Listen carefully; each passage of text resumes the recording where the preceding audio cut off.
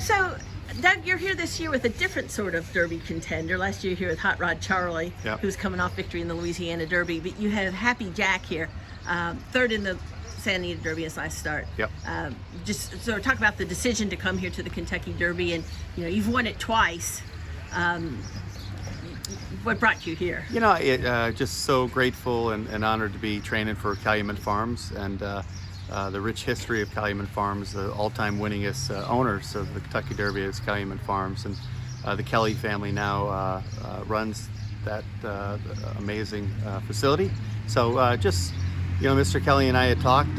We've been very excited about Happy Jack from the time he's debuted, and to me, he's a horse. He's a grinder, and in a race like this, if you get a good trip going a mile and a quarter, you need a grinder. So and we know he's going to be a big price, but he has shown us in the mornings the ability to compete at a high level. Calumet, certainly they're not afraid to swing for the fences, and they've won some big races as a result of it. Yeah. I'm thinking Oxbow and the Preakness. Yeah, no, Mr. Kelly's he's a sportsman. He's a horseman. He loves his horses. But when they're doing well, he likes to give them an opportunity to show their stuff against top-class fields. So, no, it's going to be fun. And I really don't think Happy Jack's going to disappoint us. I think he's going to give a really good effort. And he's slightly raised. I mean, these horses, they can change so much from... Yeah, and he's a strong individual. He's a good-sized colt. He's really been thriving on the trip from California to Kentucky. He put in a tremendous work last week at Keeneland, and so he's got tons of stamina, a lot of substance to him, and now he just needs a good, clean trip. And we got Rafael Bejarano's on him. He got to work him last week, and he was wowed by him. So I loved hearing that and seeing that. So again, going to be a high price, but I think he's got a big chance to be right there.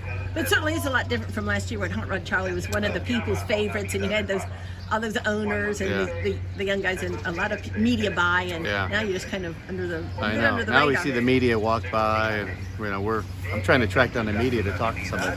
But no, it's different, but at the same time it's beautiful, and we're back here. Steve Hargrave is kind enough to put us back here in Barn 41. So just even walking in here, it's got so much great memories, and hopefully there's more great memories to come. And you liked what you're seeing out there, him training this morning. He's training really well. We stood him in the gate yesterday, and Scott, the starter, did a great job, and he just walked right in and stood in there like a pro. So he's got the mindset and the mental maturity. So I'm really. I know he's 30-1, but he's acting like a 3-1 shot to us. Tell us about the other California horses. You have Taba, who in his second start, won the Santa Anita Derby, and now they're jokingly calling it the curse of Leonatus. That only one horse off 2 races has won the Kentucky Derby before. That was 1883. Yeah. And then Messier, who a couple races ago, after he won by 15, a lot of people thought was the favorite for the Derby, and then it's like you just don't really hear much about him anymore. But are people overlooking the California horses?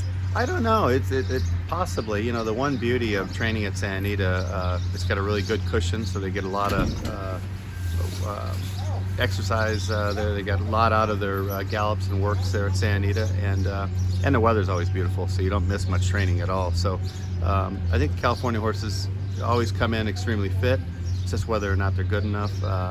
Taba, like you said, he's a super talented colt, super lightly raced, so I think if he has any traffic trouble, it might affect lightly run horse like that a little bit more than others. So, but when you look at both those horses, and Tim Yaktin's a phenomenal horseman, and he cut his teeth working for Charlie Whittingham and Bob Baffert. So Tim knows what he's doing, and he's bringing in 2 live horses, and I wouldn't overlook him, that's for sure.